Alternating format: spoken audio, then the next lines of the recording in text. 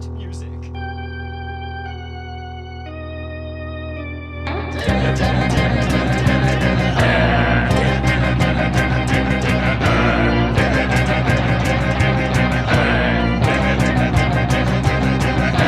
a bat is not a bat, he's a man who fights crime. And we're gonna watch him fight for a minute at a time. With John and Niall and a guest who doesn't rhyme. It's Bat Minute!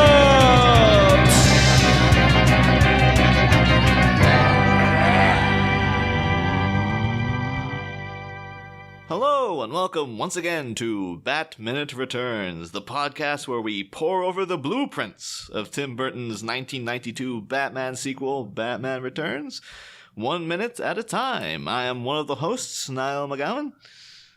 And I am the other host, the screwed-up sorority chick, John Parker. And for the final time this week, and the final time in the Burtonverse, at least, we have once again, from the Mogwai Minutes, Neil Brown and George Hendricks.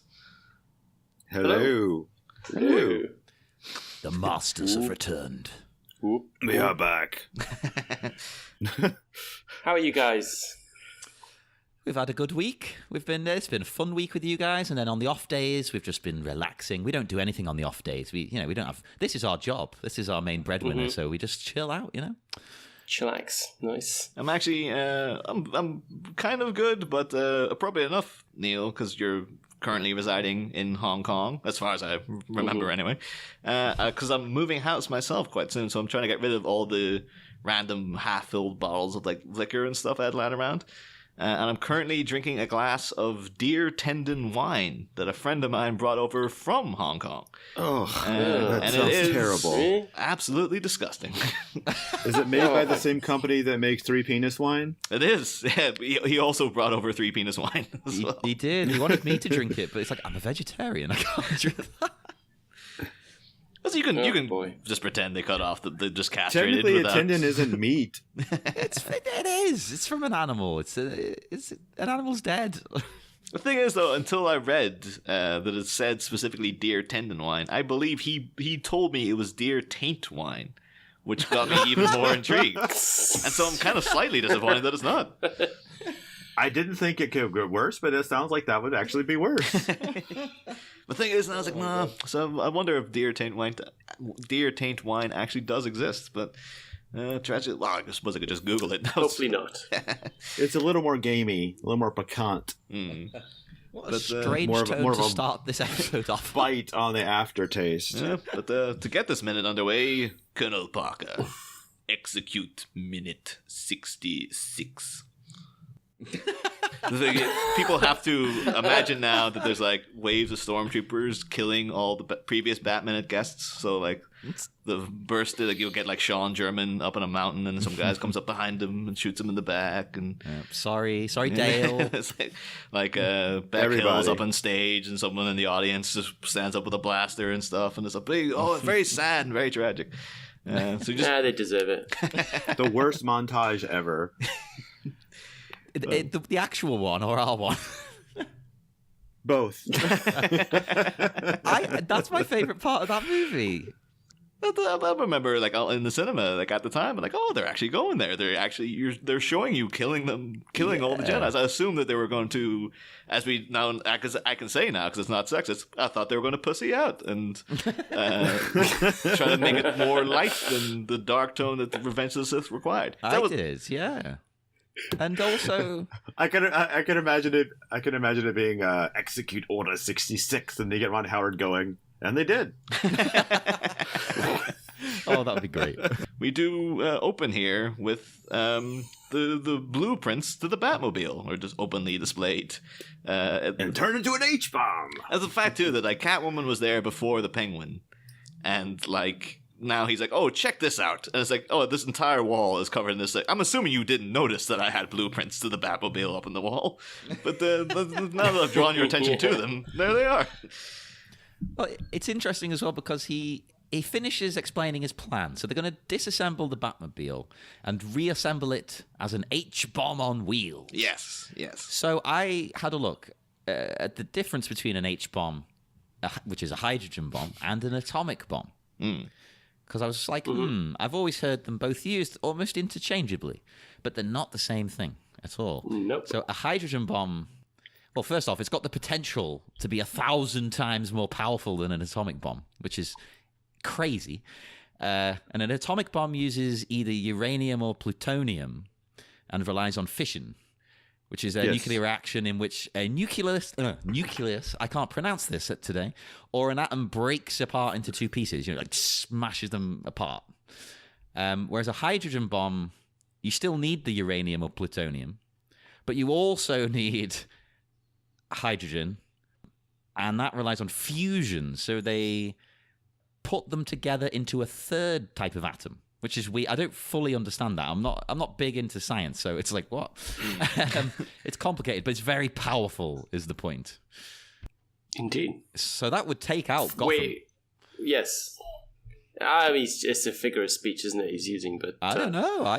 Anyone else, I would think it was a figure of speech. Him, I'm like, I think he Seems means like it. there was another Batman movie where they tried to take out Gotham with a nuclear explosion. Yes, a much Maybe worse that, film. yeah, that happened not too long ago. That was, Born in Darkness. I think that was one of my beefs with Dark Knight Rises was the fact that they just went for, he's got a nuke and he's going to blow up the city. Because the fact that, original. The second movie has done so well of, it's about creating chaos and whatnot. And, there's a lot more, the plan seemed a lot more intricate than just I'm just going to blow everything up.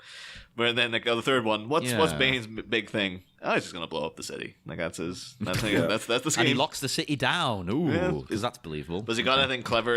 He's gonna get the city evacuated, but then all the bridges are closed, and then there's these two boats out there. And he already thought of that, but now he's got them rigged to blow up. But he's got a little game he wants to play with people, all that kind of stuff. It's they had so many different things going on in that previous movie, and this one was he's got a bomb.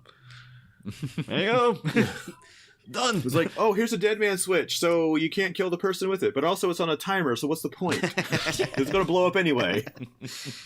Oh my god. Anyway, there is a long-running history of bombs in Batman, though. So some days you just get all the way back to this Batman, 66 with these, not Order 66, when he's running around with the bomb trying not to blow up the ducks and the nuns and all sorts of stuff. God, that's fitting we bring that up in minute 66. Oh my god. Yeah. It's all connected, baby.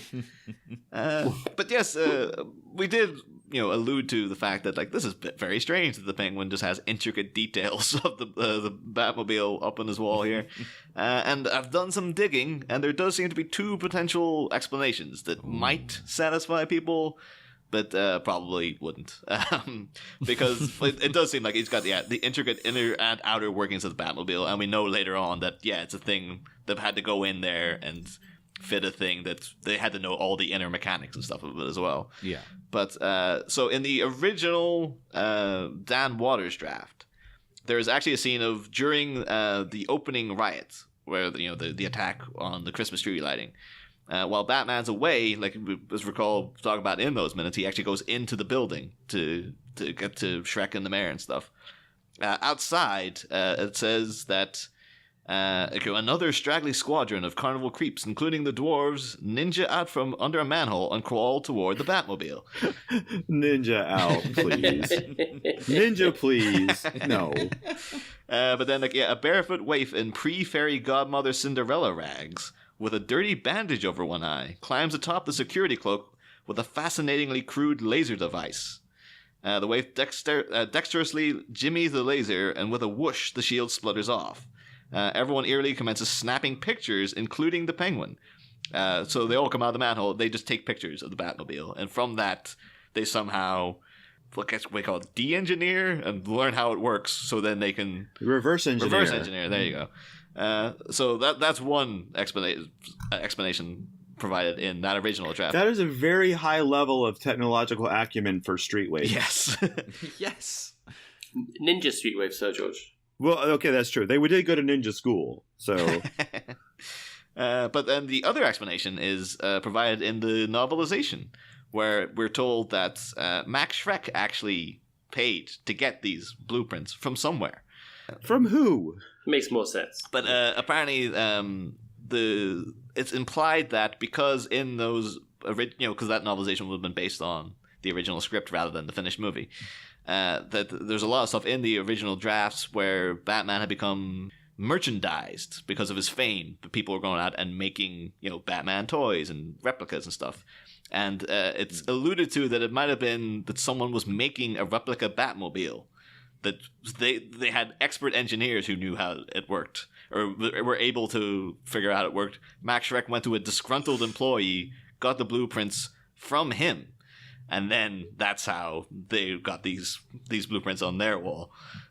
But that's like saying that you went out and bought an iPhone and just figured out how to reverse engineer it. That only implies that someone is mass producing Batmobiles to the point where they're like Hondas. But That seems too far-fetched. the thing is, though, you can almost kind of see a trace of it left in the fact that, when the Penguin is driving the Batmobile, he's in a little replica Batmobile. So I guess that's this is the whole thing. Where It doesn't operate like the real thing. no, but So I'm kind of curious, between the first movie and this one, what's the time frame for his ascendancy into mass market merchandising? although they never specifically say, but I think it's 2 or 3 years is the implication. But Yeah, it doesn't. That was just an 100% excuse for me nail to it. bring up time frames because they get so annoying. George loves a time frame.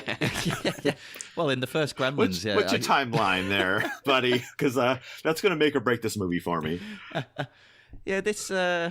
I think it's meant to be about 2 years later. It doesn't 100% specify, but it's, he's meant to have been. He's become a big deal. Everyone knows Batman now. That kind of thing. I like that aspect, and I like if they kept in the merchandising thing, that'd be pretty fun. You could play with that quite a lot. yeah.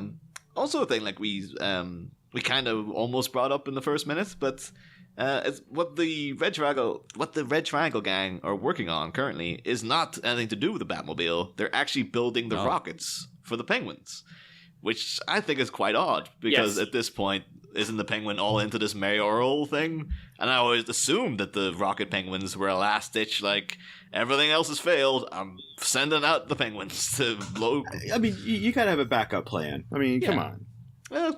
It's always a smart thing to do. But it seems as if because he's making these now, and we know that he's got the list of names of kids. But then when he enacts the sort of King Herod, go and get me the firstborn sons thing, his whole plan was to with the little toy umbrella thing to lure them into the toxic waste in the sewer.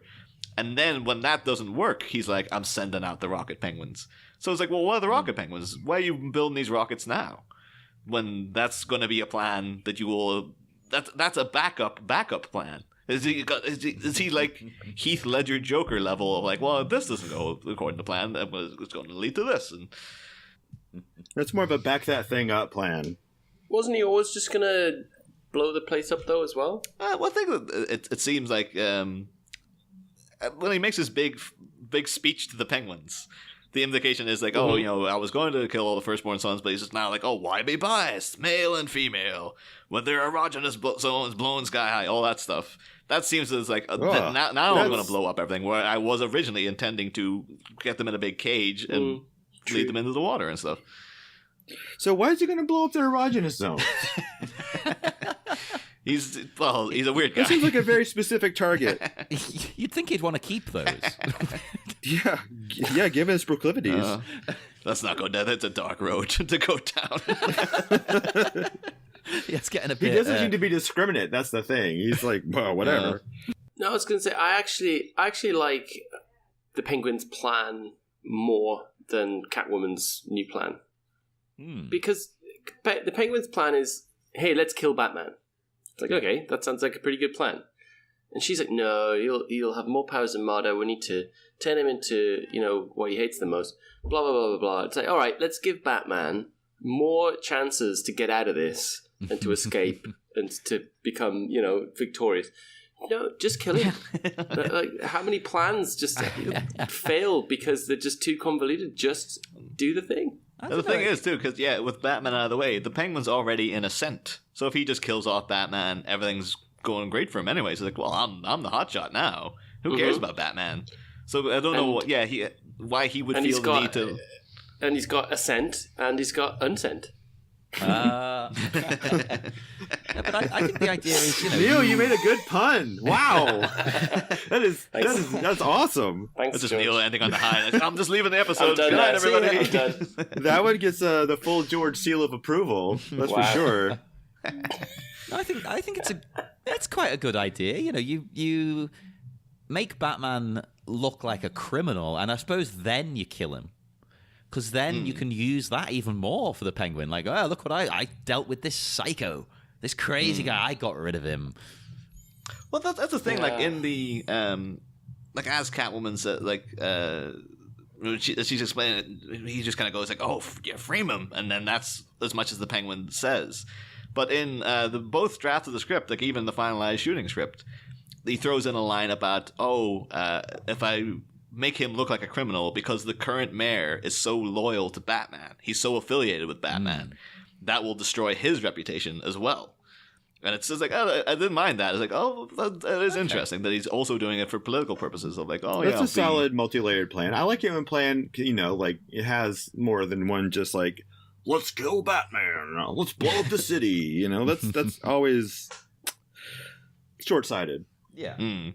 But it's just, even though Catwoman saying, well, that'll make him a martyr. Because there's a couple of movies that always had this whole business of like, oh no, can't just kill the hero because it would make him a martyr.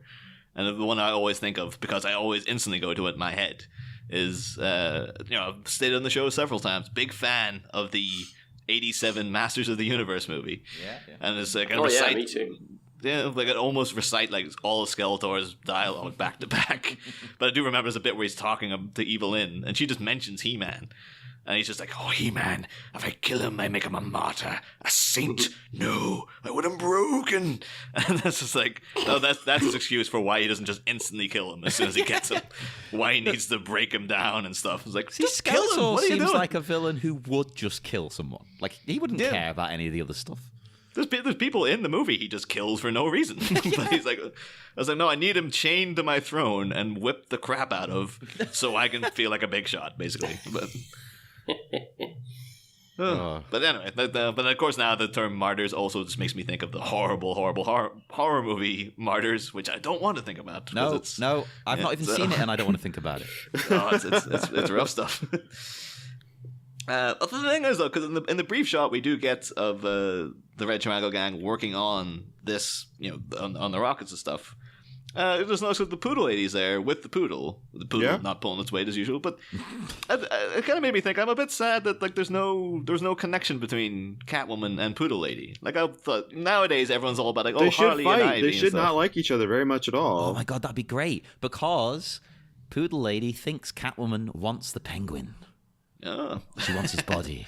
But Poodle Lady wants his body. The thing is, though, that wouldn't pass the Bechdel test. John, Oh, they need to yeah. have these That's two true. women That's true. get into something. Don't need to bring up the guy. Just have them do their own thing. But no, because I just like the fact like both of them have got their familiars, the poodle and the cat. I was like, it's a shame that we could have had an early prototype Harley Quinn and Poison Ivy situation. We're like, they're best buds, but sometimes they fight, and hey, maybe they got a sitcom and stuff. And like, what happens if Poodle Lady and Catwoman move to Miami and get an apartment together or something? I'd watch. What happens if the poodle talks to Miss Kitty? Does that qualify for the Bechdel test? I think we have to be able to understand their language for that to apply. So if we don't know what dogs and cats talk about, except in that one movie, then we're kind of out of that loop. You could potentially get a kind of Homeward Bound situation going, though. Because maybe you get... Yeah, nice. You could have had a movie where one of the surviving penguins at the end meets up with the poodle and Miss Kitty, and then they're like, we need to get back to Gotham or something. And for some reason, they've been transported over to like Indiana or something, and they're like, we need to get back there. And then that'd be a great thing. Imagine the poster now, like the poodle, the silhouettes of the poodle, the cat, and then a penguin coming along behind them. It'd be great.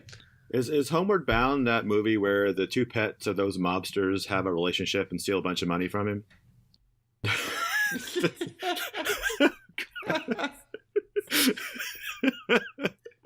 George is trying to be funny now. Listen, No. that was a solid pull. No, it was good because it took a second for me to go, wait a minute.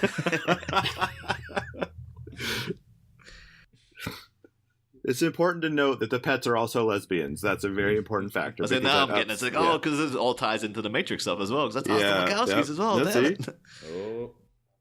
We just went full Gina Gershon on all that. Well, I was going to say before, getting back to this minute, Jesus Christ, it's been a while.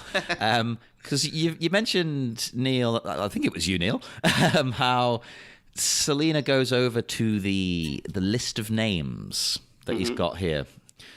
And I love how incredibly defensive he is of these. Oh, yeah. Oh, Well, yeah. obviously, there's listed children's names next to his bed. Yeah, but she doesn't know what it is. But he's that worried about it. He finally kind of snaps and turns on her. Like, he's angry at her. He's annoyed. He's gone from trying to sleep with her to like, screw you. That means he knows he's up to no good, because you only get defensive if you know you're doing something wrong and somebody might find out. Yeah. Like, we've all, maybe not to this degree, wanting to murder children, but I'm sure we've all been in a situation, you're doing something you're not meant to, and someone comes over, you're like, no. You get really angry at them, don't you? You snap. I just noticed too, like, Yes. Usually it's at work, I'm on my phone. Yeah. But because she does a little back and forth walk through before she goes over to the list, and actually as she's walking away initially, again, because it just every second they have to give the penguin being a sleazeball, he's instantly looking at her ass as she's walking away as well. Oh, he totally checks her out. And he gives little exasperated breaths as well. He's like, like, oh, Jesus.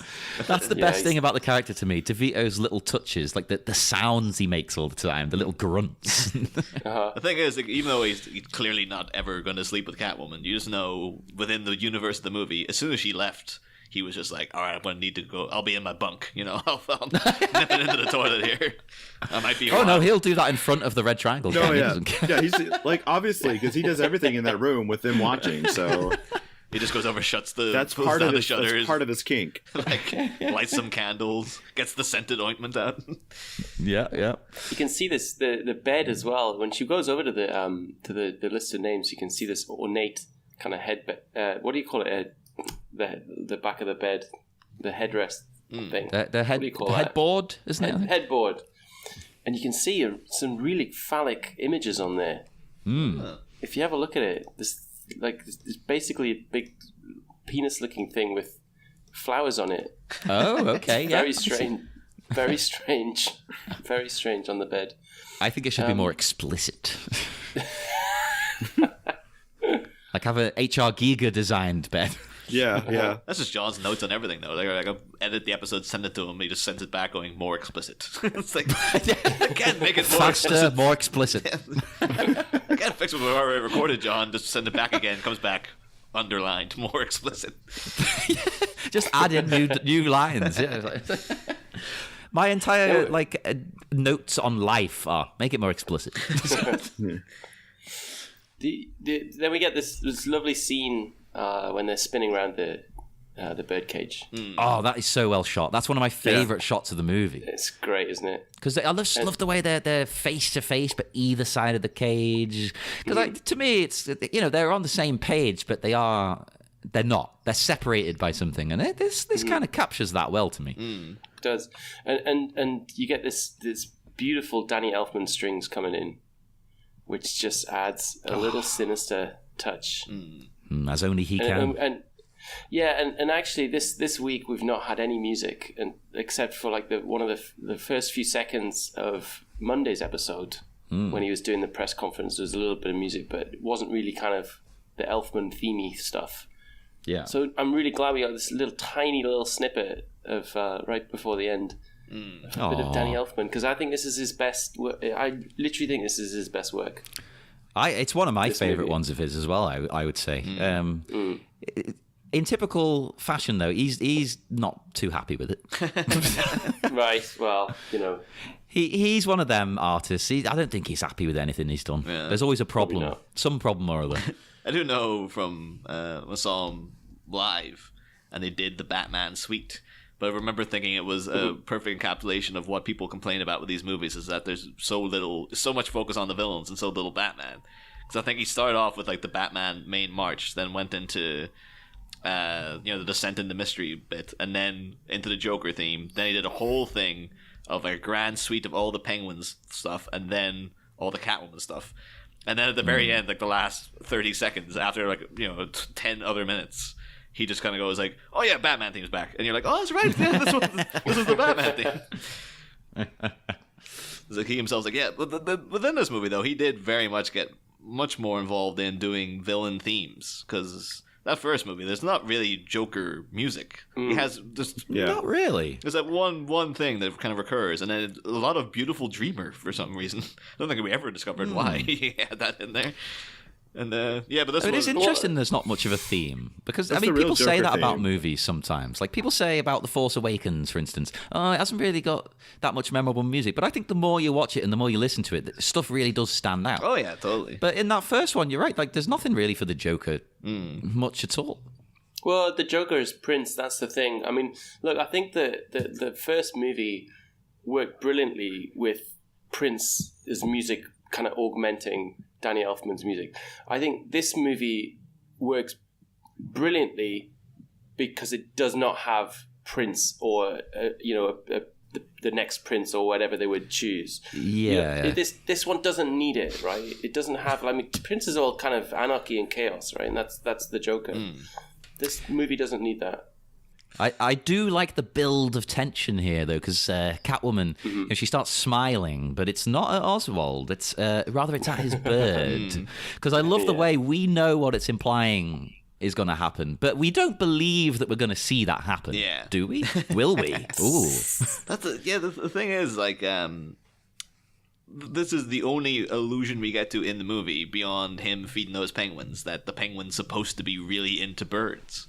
It's like that's always a big character trait with him. It's like, oh, he loves birds and stuff. And then in all the other drafts of the script, it's like he's feeding loads of different birds around the apartment and stuff. And this cage looks like it could contain like about 20 birds if he wanted to. But like they're just like, no, I'm not. Like someone on set was like, I'm not dealing with those birds. One, you get one bird. And I was like, we already got the cage. No, one bird. That's all I'm doing. Well, you want your bird to have the best. Is this a new bird? Was this down in the sewer with him? Or is he like, now I'm a big shot, I can buy that parakeet I've always wanted after all these years? Did you not look into what this bird was? Well, I know the name of the bird in the script, but this is Gertrude. Gertrude the bird. Oh, right, there you go. Gertrude the bird. What kind of bird is it, though? It's a winged Gertrude. And look at Gertrude. I just assumed parakeet. Is it? Or... I have no idea. No. Don't know. It's a bit small. It's for a parakeet. Yeah, I'm awful with birds. I don't really know. It's a budgie. Oh. So it would have, like, because it kind of more features next week. So it would have gone out to... Oh, there you go. Got a chance to do some research. You do get lovely close-ups of these guys, though, now, right? Yeah. Because we got full screen face shots. Now, so whose eye makeup do you like more, Catwoman's or the Penguins? Oh, okay. They're kind of similar. I like Catwoman's. It's nice. It's well blended. There's some good blending going on there. She's got the blending brush on it. Yeah. Well, you I want to see you. I want to see some pictures, Jonathan, of you with the Doing that? Catwoman eye makeup. Well, if I ever turn up to one of these Movies by Minutes conventions, I'll have to come as Catwoman. Clearly, That'd be awesome. Like sitting on the plane for like 12 hours in the suits. in the suit. In the suit. Perfecting that smoky eye over the Atlantic. No, but I would want it to be the Catwoman where she's kind of really messed up and her hair's sticking out of the costume and stuff. That'd be a good one. Yeah. If it'd be very expensive. Those costumes are not cheap, though. Oh yeah. But within though the I alluded to I think last episode that's in the original script Dan Waters had a lot more overtly sexy and sexist things said, and I guess they decided to like dial that back a little bit, because I know we had a whole thing where during when Selena falls out the window, when she's shoved out the window, there was originally supposed to be him and Chip talking about it, and then they're like, oh yeah, she was stressed, she jumped and all this stuff, and then I believe Chip just kind of goes like, oh yeah, PMS and stuff, and then Nice one, Chip. Awful. and then in this version or in the original script, it actually has, because he says like, oh, how do I know you're not some screwed up sorority chick, and then the line was supposed to be with a PMS degree. Which again, it's like maybe like Tim Burton's like, this guy's really focused on PMS. I'm ready. No, get all this out of here. He's a bit too into it. That's creepy. That feminine mystique is a little too mysterious for this guy. He's just got a lot of questions. Jesus Christ. I bet he's still the sort of guy who wouldn't buy his partner any... Tampons, yeah. Yeah, It's like, I was trying to find another word for no. But it's secretly because he's kind of... He likes it a bit too. No.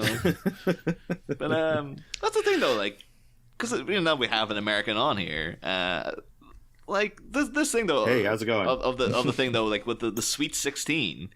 This seems to me to be like an entirely American concept of over here. You turn 16, you turn 16, and you turn 18. That's kind of a bigger deal because you can legally drink. But like, welcome to the land of entitlement. It is weird though, actually, because if you think about it, over here, I mean, I know they're slowly changing it, but you're more of an adult at 16 here than you are in America. Like, you can do all kinds of stuff at 16. Like, you can join the army. You can get married. Buy cigarettes. Yeah. Oh, I think they've changed that now. Oh, have they? Good. Yeah. They're trying to make 18 the baseline now. Can't you drive a car? Can't you get your provisional license to drive? Yes, I think so. 16. Well, I mean, that's what it is here, is like being able to drive and use. I think that's the big deal, is being able to drive, and you sort of like get that freedom of turning 16, and that's the. See, that seems to be a bigger deal in America. A lot of people here don't really care. We have like, a lot more places to drive than you guys do. That's true, and your public transport doesn't seem... I mean, ours is terrible, but it doesn't seem even as good as ours. That's the thing, though, because I did look into, like, oh, well, what is the origin of Sweet 16, then? And it's one of those very contentious sort of things of like, oh, well, it's from a little bit of this and a little bit of that and stuff. It sounds like it's going to be something pervy, I'm going to be honest. Yeah, careful what you click on. No, it's actually... That's the age when you could get married and have kids in the old days. That's essentially what it is. You can do that here.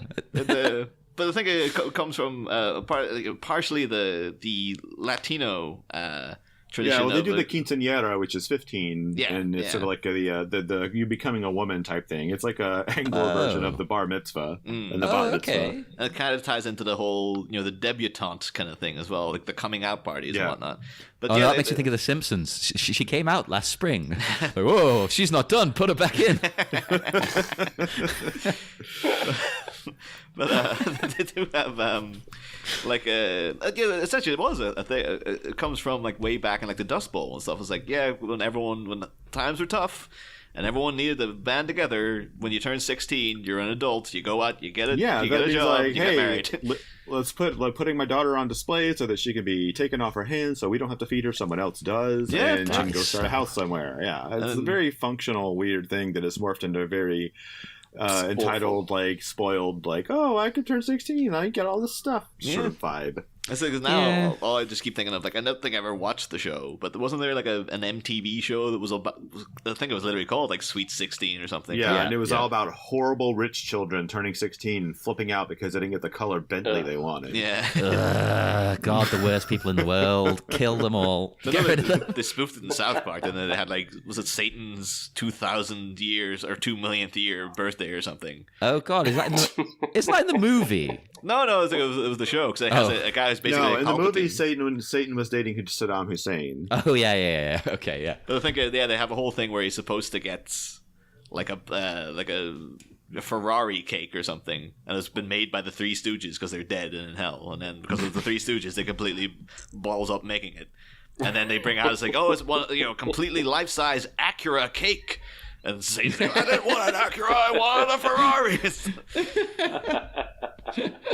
But like, my Super Sweet 16, I just always remember seeing it on and then seeing little snippets of it, like, that looks, why would you want to make a show about these people? This seems like everyone who was working behind the scenes of it would have wanted to kill everyone involved and stuff.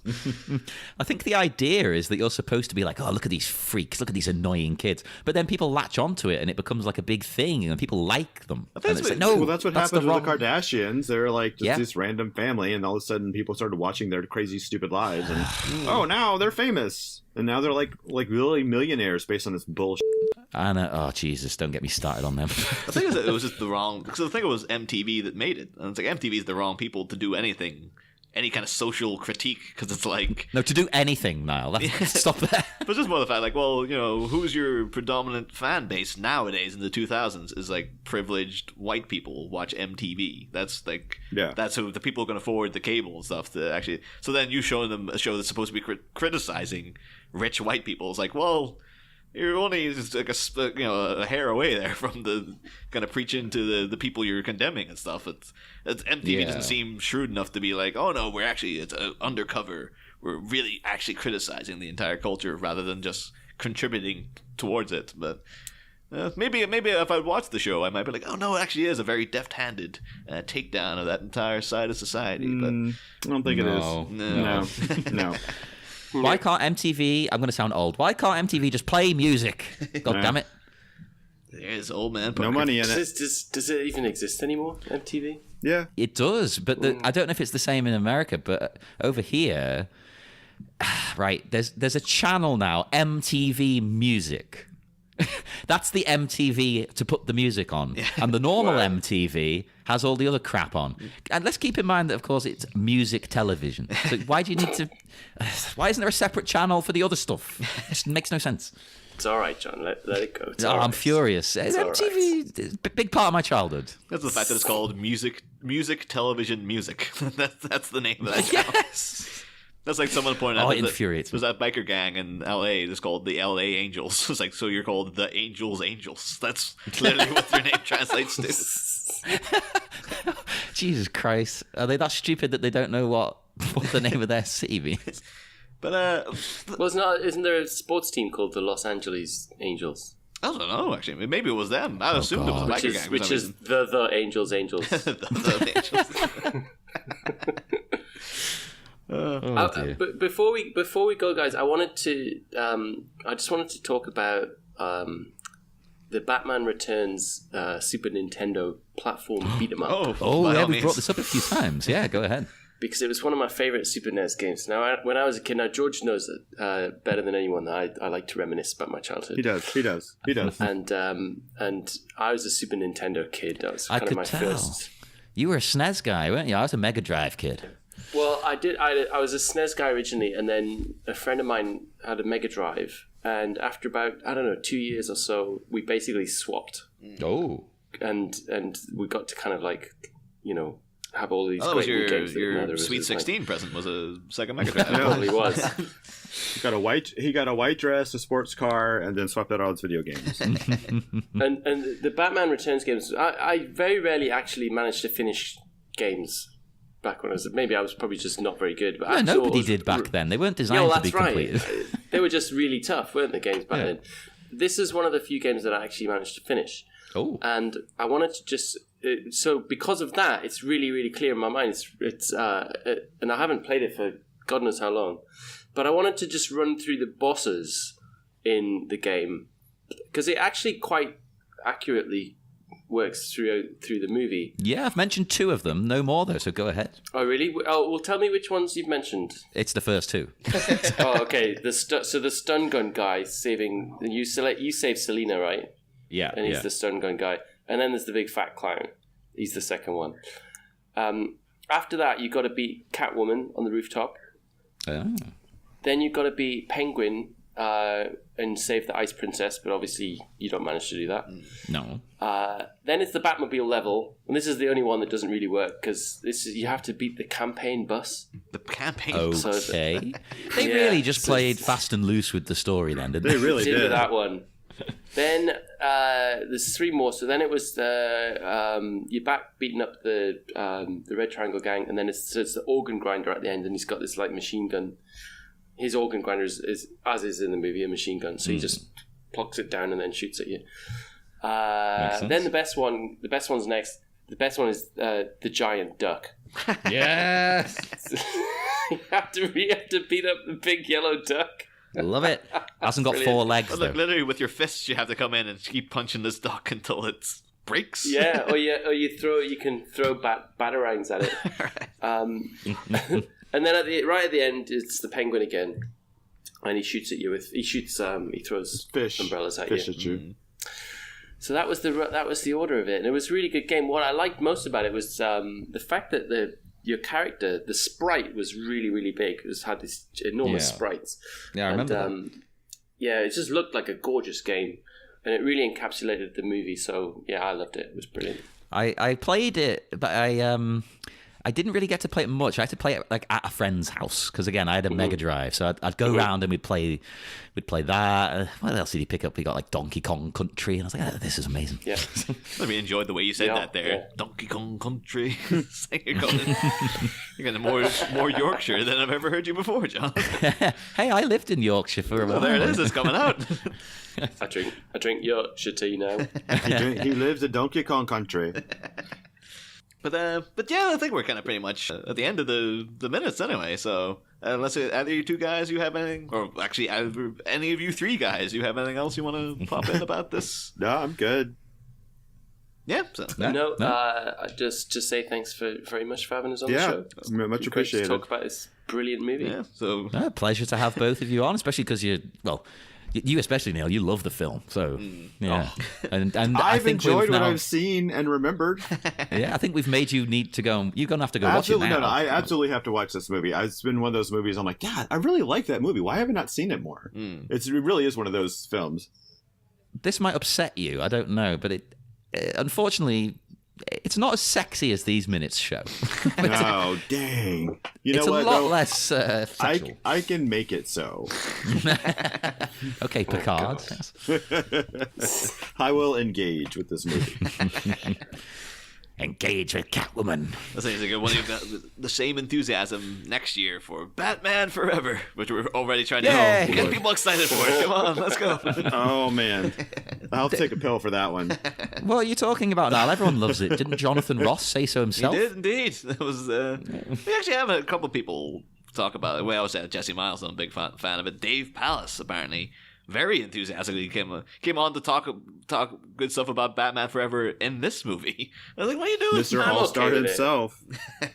I'm okay with the movie. It's not the worst. It's all right. It's good for what it is. For what it's trying to do, it achieves that. Yeah. Yeah, it's Yeah. not. It's For the fact that they set out to make a movie called Batman Forever, they did succeed in making a movie called that. Yep, they certainly did. I mean, it's not without its faults. I've got several issues with it, but I kind of like the first 40 minutes of it, Ringing endorsements here, and then folks. that's it. Yeah. But no matter what, it's going to be a great show. Yeah, So that is without question. get us early on that one. Get us in the first 40 minutes. Otherwise Oh, there you it'll just go. be like, We'll give you the best of the first 40 minutes. Well, before we do go then, one last time, would you like to tell everyone where they can find the wonderful Mogwai Minute? If they haven't been listening and caught on to where it is available by now, they're stupid. But oh We well. are on the internet. That's where we are. Hey. Mogwai Minute. Just type that into anything, literally anything that and it will show up. Yep, Probably yep. even a weird sex offender database in some ways, but for most part, just basic internet search will find us. I think that would be some of the characters. That'll be Mr. Futterman's fault. Oh yeah, we need a Tinder profile. I've joked about it before, and I've genuinely thought I should just make a Tinder and a Grindr with Bat Minute. And see if I get advertising. messages. And then you're like I was like, why are you? He's like, oh, don't worry, it's for the podcast. It's like, oh, okay, it's fine. But yes, make sure you do check out the Mogwai Minute.